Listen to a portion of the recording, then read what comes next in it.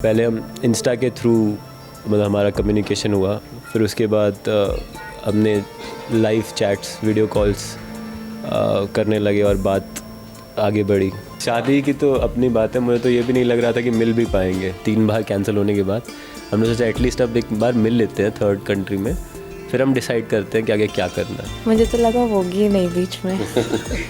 मेरा ट्रस्ट था ये आगे चलेगा और प्रॉपर सही तरीके से होगा, मैं पीछे नहीं हट पा रही थी।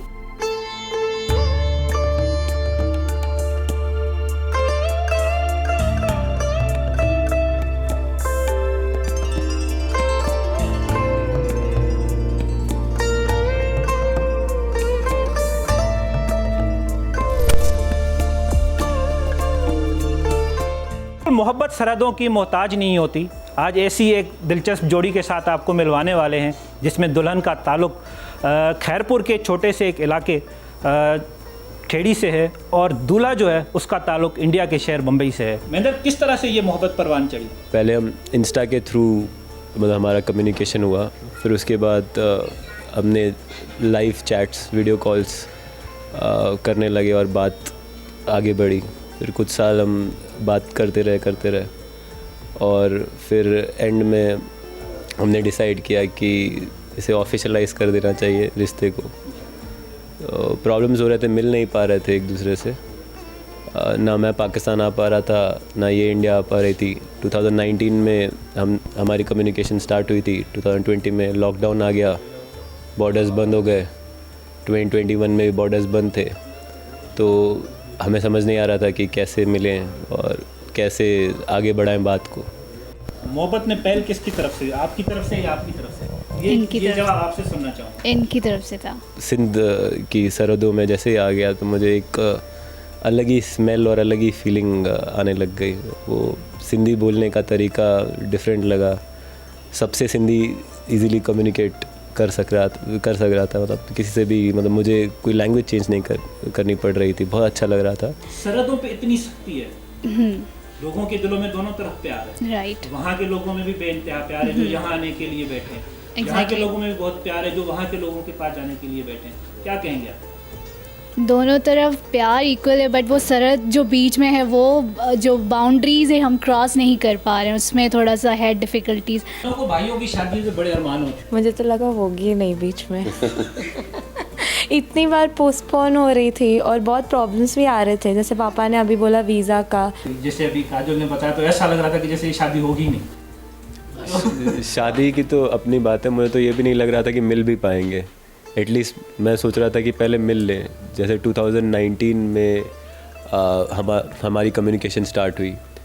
फरवरी में हमने प्लान किया था कि हम एक बार मिल लेंगे, तो फरवरी में प्लान मार्च में थोड़ा शिफ्ट हो गया। जैसे ही मार्च में शिफ्ट हो गया, कोविड क्राइसिस आ गए, तो ऑल ओवर वर्ल्ड लॉकडाउन था। ना ही मैं पाकिस्तान जा पा रहा था, ना ही ये इंडिया आ पा रही थी, ना ही हम और किसी जगह पे मिल पा रहे थे, और कोई थर्ड कंट्री भी। मेरा ट्रस्ट था ये आगे चलेगा और प्रॉपर सही तरीके से होगा, मैं पीछे नहीं हट पा रही थी और ना ही हटूंगी। ऐसा यही था कि नहीं अब नहीं होगा, ऐसा कुछ होगा। इनकी तरफ से था भी या नहीं, क्या प्रॉब्लम आ रही थी, स्ट्रेस था, ये था कि ये क्या हो रहा है। बिकॉज़ ऑब्वियसली अगर आप डेट फिक्स कर रहे हो, सारी शादी की तैयारियां चल रही हैं, सीक्वेंस से हर चीज़ काम हो रही है, और फिर आप फाइनल में आके आप कूद रहे हो कि चलें ये तो हो ही नहीं रहा, तो फिर थोड़ा सा स्ट्रेस होता था। फिर कोई उम्मीद मिलती थी। थर्ड कैंसिलेशन के बाद हम मिले थे। 3 बार कैंसिल होने के बाद हमने सोचा एटलीस्ट अब एक बार मिल लेते हैं थर्ड कंट्री में, फिर हम डिसाइड करते हैं कि आगे क्या करना है। आपने एक बड़ी अच्छी बात कही कि इस शादी में बहुत सारे ऐसे दिल जो इस अरमान में थे कि शायद कभी दोबारा मिलन होगा या नहीं, बहुत सारे ऐसे रिश्तेदार आपस में मिले। 22 साल से मेरी बहन आ नहीं पा रही थी। कागज़ों के थोड़ा चक्कर था, ऐसा उसका नहीं हो पा रहा था। मुश्किल से उसका हो गया और वो शादी में शरीक हुई।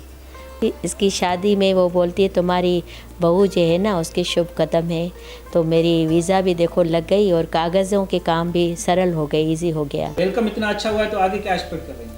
आगे भी अच्छा ही होगा और बस मैं प्यार से इनका दिल जीत लूँगी और ऑब्वियसली सारी चीज़ें ऐसे ही सॉल्व हो जाएंगी। कहते हैं कि सास कभी माँ नहीं बनती और बहू कभी बेटी नहीं बनती। नहीं, मेरी सास ऐसी नहीं है। अभी मैं एक बात बताती हूँ, आप ही हंसोगी।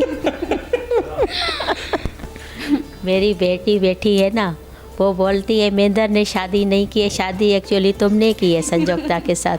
हमारा इतना गहरा रिश्ता है अभी। आप क्या कहती हैं?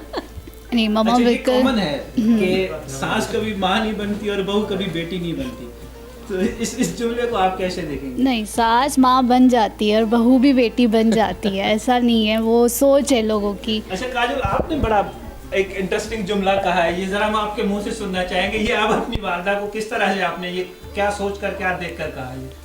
क्योंकि मम्मी को मतलब भाभी बहुत ज़्यादा ही पसंद है, मुझे कभी कभी लगता है भाई से ज़्यादा। तो मम्मी भाभी को छोड़ती ही नहीं है अकेला, इसलिए मैंने ये कहा था कि ऐसे लगता है कि मम्मी की शादी भाभी से हुई है, भाई की नहीं। इतनी इंटरेस्टिंग एक आप लोगों की लव स्टोरी जो हमने संजोक्ता और महेंद्र की शेयर की है, क्या कहेंगे आप लोगों को? जब वहाँ से आए तो मुश्किलातें कुछ पेश आईं?